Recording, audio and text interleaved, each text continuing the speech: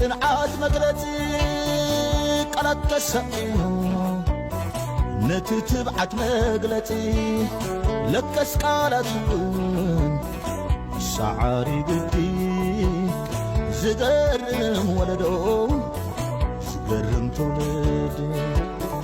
ቃላት ተሰኢኑ ነቲ ጽንዓት መግለጺ ቃላት ተሰኢኑ ነቲ ትብዓት መግለጺ ለከስ ቃላቱን ተሳዒሩ ግዲ ዝገርም ወለዶ ዝገርም ትውልድ ላላይ ላላይ ላላይ ላላላላይ ላላይ ላላይ ላላይ ላላላላ